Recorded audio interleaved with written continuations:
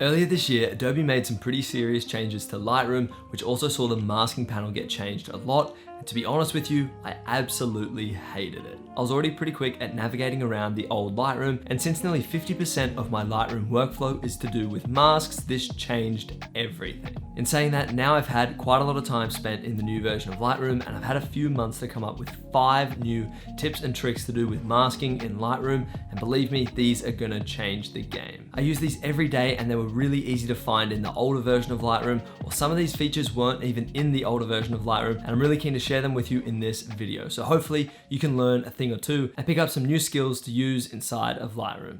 Let's dive in. Okay, so the first tip we're going to cover is editing gradual and radial filters. Now, this is super important, and it once was very easy, and you've just got to make a few little more selections to be able to get there. But what I mean is if you, let's say we put a radial filter over this part of the image here to kind of emphasize the light coming in from the right. And if we just increase the saturation on that, it's going to increase everything. But let's say we wanted to make this actually look believable. Well, we wouldn't actually want to increase the exposure around this area here. Now, what we used to be able to do is you just pick up the brush and brush out this part. So you can see in red, it's selected here, you'd be able to brush that out. But now it's just a little bit more, I guess, complicated than that. But what you can do is you can come over to the mask tab, make sure it is open. So let's select mask 6, which is the one we've just added. And we want to come over to these little 3 dots here, intersect mask with, and then brush.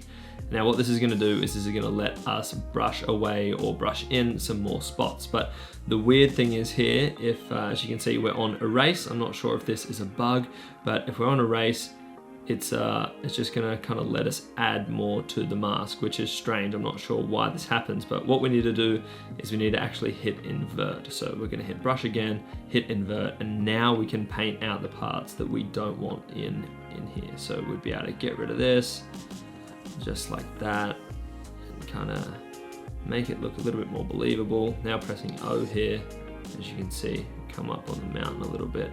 And now what we've been able to do is add some light behind this mountain, which is cool because if we have a look at this before the mask and after, obviously the exposure is way too high for this, but even just like a little subtle add, it's very handy. But being able to brush away different radial filters is perfect, and this also works exactly the same with the gradual filter. So if I put a gradual filter over like this, come over here, intersect mask with, brush, and then we're good to go again. So this is super handy, very, very handy when editing. And in all honesty, I use this a lot. Like I said, 50% of my edits are with masks, so this comes in handy all the time. Next up is using the color and luminance range masks. Now this is also something I used to use all the time. And once again, it takes a few more clicks to get there now. But let's say we added a gradual filter over this area here. So if we just kind of select everything like this, as you can see, we've got a lot of darks, we've got a little bit of bright stuff coming in here, we've got oranges, we've got blues, the absolute lot in here. So let's say we only wanted to control the light areas of this mask here. So what we could do is we could come over to these 3 dots again and intersect mask with luminance range. Now what this does is this brings up this little tab here, and this was basically always underneath all your masks in the old Lightroom, and now you've just got to go through a few more little menus to get there. But nonetheless, we can now start removing the dark parts of the mask. And as you can see here, if we just wanted to select that light area there, we can.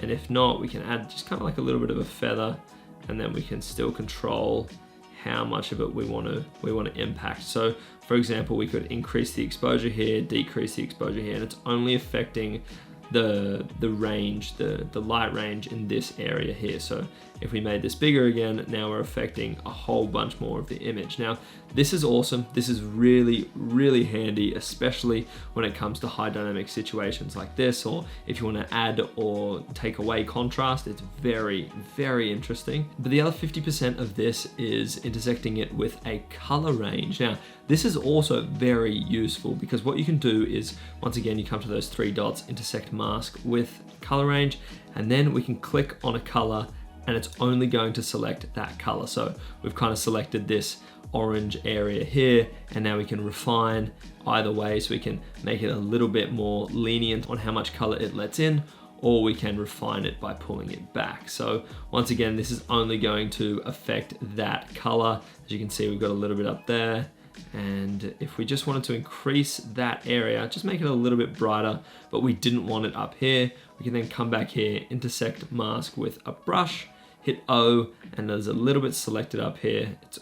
If we click off invert, and now we can just paint away that. And that is the color and luminance range. This is also so incredibly handy. When I saw and when I learned this feature back in the old Lightroom, it changed the game for me. Next up is the auto masks. Now the auto masks are a brand new feature in the new version of Lightroom. As you can see, we've got one here, but if we click create mask, you can see you've got select sky and select subject. Now, this used to be an absolute pain in the ass to go around and select, either paint your whole subject or do a radial or do a gradual filter and then paint out your subject.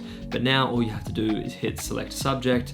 It'll do a little bit of loading. And as you can see here, it's far from perfect, but it does an exceptional job at outlining that. I mean, that is so crispy at outlining me on this rock. And then all we have to do to refine this further is intersect the mask with a brush.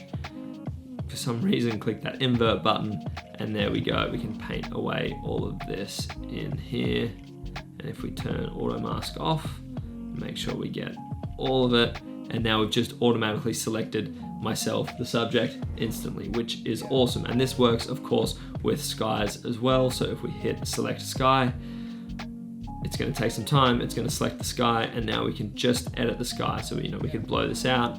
We could refine, we could, darken it like crazy, whatever the case, whatever you'd like to do. And as you can see, it's still not perfect. So if we zoom in here around my body, you can see that there's that little bit of kind of overlay here. And what you could do if you really wanted to, you could come in and brush all of that out, because there is a hard contrasting line, so it wouldn't be too difficult. But I mean, yeah, just making small adjustments, you'd never notice that it kind of messed up that mask. But it is so handy to use these two masks, and it's sped up my workflow like crazy. So if you come over to the masking tab here, and if we just grab a brush and we do a very rough kind of guide over my friend Carly here, her face, and we then come into the effect tab down here.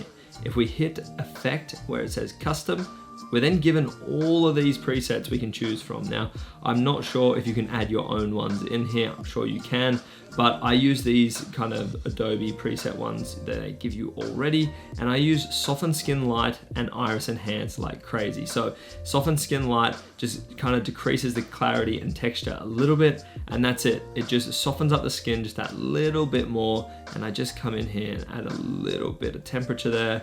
And now if we zoom in on Carly's face, if we go before and after, you can see it just softens the skin nicely there, and it really improves, I don't know, the kind of accuracy of the image, because as we know, cameras these days are picking up an insane amount of detail and sharpening images like no tomorrow. So this is a very nice way to kind of correct that and flatter the subject as well. Now with Iris Enhance, this is the other cool preset that I use all the time. If we come in here and we just paint over Carly's eyes roughly, this might not be the best example given there's a lot of hair in the way, but nonetheless, if we come into here and we hit Iris Enhance, it's just gonna kind of bring out her eyes in a natural way.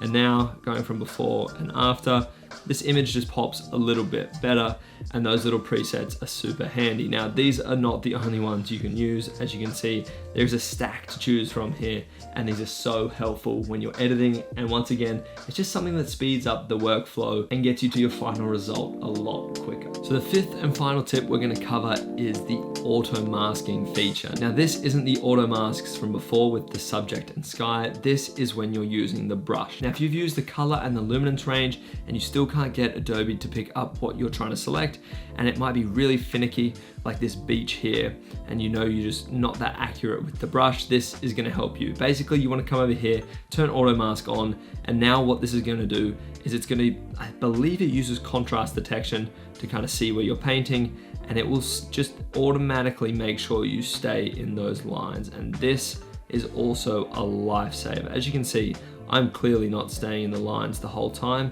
yet it's picking up all the white that I'm trying to select. So if I come in here, it's not getting any of that blue or the green grass, it's not getting the brown, nothing. It's purely just picking up the white, and it gives me the control I need to kind of continue to make this mask all the way around and select basically the whole beach. As you can see, if the colors get a little bit murky, it gets a little bit harder for Adobe to, I guess, dictate what it should and shouldn't select.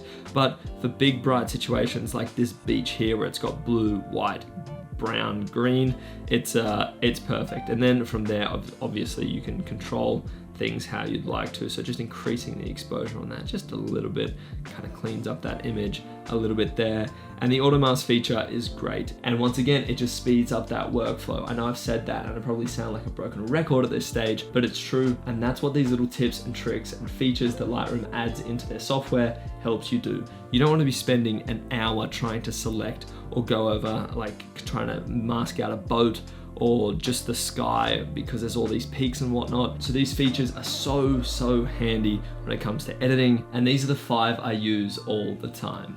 And that wraps up the video, guys. I hope you have learned something from what we've just spoken about. Lightroom masking has really stepped up, and while a few little things are still a little bit confusing, nonetheless, Lightroom has really done a good job with this update. So guys, that is gonna wrap up today's video. If you did enjoy, let me know down below. If you liked the video, leave a like. If you're new around here, subscribe. And guys, as always, I will catch you in the next one. Peace.